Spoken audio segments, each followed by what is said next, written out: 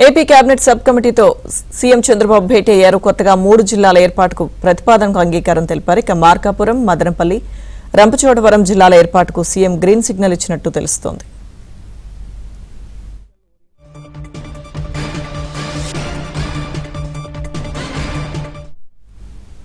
AP cabinet sub కమిటీతో AP CM Chandrababu భేటీ అయ్యారు. కొత్తగా 3 జిల్లాల ఏర్పాటు ప్రతిపాదనకు అంగీకారం తెలిపారు.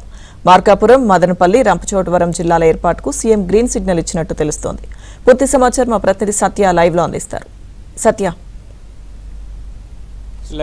లక్ష్మీదుర్గ ముఖ్యమంత్రి 2 రోజుల నుంచి జిల్లాల పునర్విభజనపై కసరత్తు చేస్తూ ఉన్నారు. ఇప్పటికే మంత్రివర్గ ఉపసంఘం అనేక మార్లు భేటీ అయ్యి ఆయా జిల్లాల నుంచి వచ్చిన ప్రతిపాదనలు, అదే ప్రజాప్రతినిధులు, స్థానికులు అందరి దగ్గర నుంచి తీసుకున్నటువంటి అభ్యంతరాలన్నింటిని కూడా పూర్తి స్థాయిలో క్రోడీకరించి చివరకు ఏ జిల్లాలు ఏర్పాటు చేస్తే మంచిది, ఏ రెవెన్యూ డివిజన్లు ఏర్పాటు చేస్తే మంచిది అనేది సిఫార్సు చేశాయి. నిన్న కూడా దీనికి సంబంధించి ముఖ్యమంత్రి వద్ద కీలక సమావేశం జరిగింది.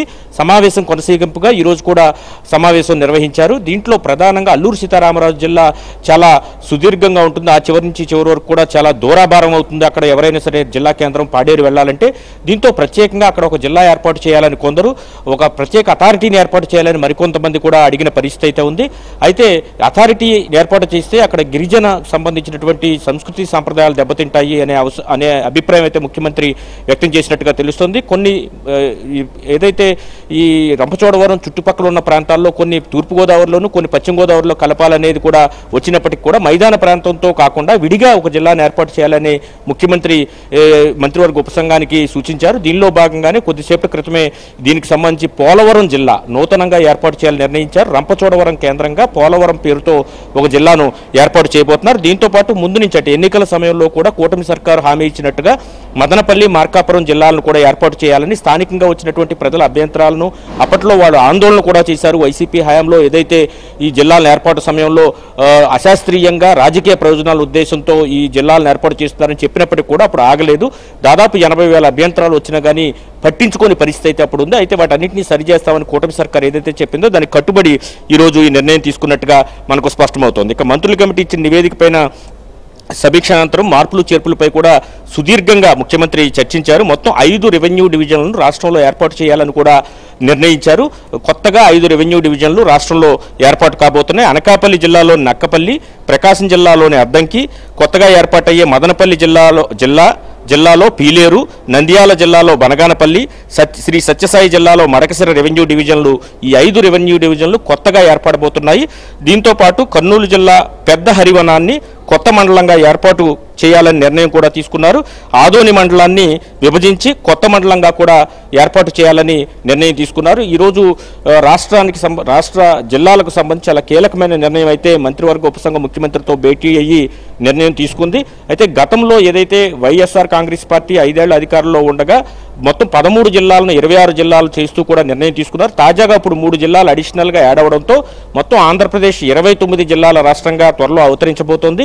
దీంతో పాటు కొత్తగా 5 రెవెన్యూ డివిజన్లు కూడా ఏర్పాటు చేయాలని నిర్ణయించడంతో పాటు కర్నూలు జిల్లాలోని పెద్ద హరివనాన్ని కొత్త మండలంగా ఏర్పాటు చేస్తూ అదేవిధంగా ఆదోని మండలాన్ని కూడా కొత్తగా మరో మండలంగా ఏర్పాటు చేయాలని కూడా నిర్ణయం తీసుకోవడంతో ఆయా ప్రాంతాల ప్రజల ఆకాంక్షలను పూర్తి స్థాయిలో పరిగణలోకి తీసుకుని కూటమి సర్కారు ఈ నిర్ణయం తీసుకున్నట్టుగా తెలుస్తోంది. వీటిపైన రేపు జరగబోయే క్యాబినెట్ 28వ తారీఖున జరగబోయే క్యాబినెట్లో ఉంచి అక్కడ ఆమోదం పొందిన తర్వాత ఒక ఆర్డినెన్స్ను తీసుకొస్తారని కూడా తెలుస్తోంది.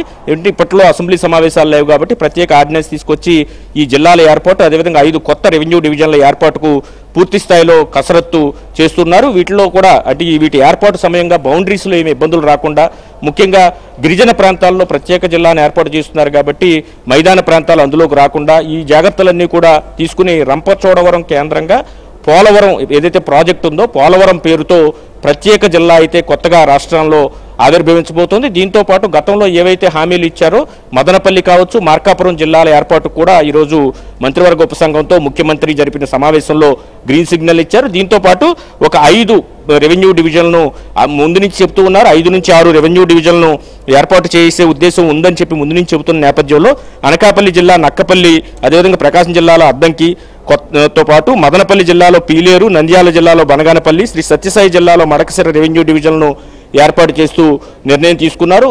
ఇది కేవలం ప్రజలు, ప్రజాప్రతినిధులు, అదేవిధంగా భౌగోళిక పరిస్థితులు, సాంస్కృతిక నేపథ్యం, వీటన్నిటితో పాటు యాక్సెసిబిలిటీ, జిల్లా కేంద్రానికి యాక్సెసిబిలిటీ, ఇవన్నిటిని పరిగణలోకి తీసుకుని ఈ నిర్ణయాలు అయితే శాస్త్రీయంగా ఈ ప్రభుత్వం అయితే తీసుకున్నట్లుగా చెబుతున్నారు. అటు ప్రజల నుంచి కూడా వచ్చిన అభ్యంతరాలను కూడా పూర్తి స్థాయిలో పరిగణలోకి తీసుకున్న పరిస్థితి అయితే ఉంది. Lakshmi Durga. Right, thank you Satya.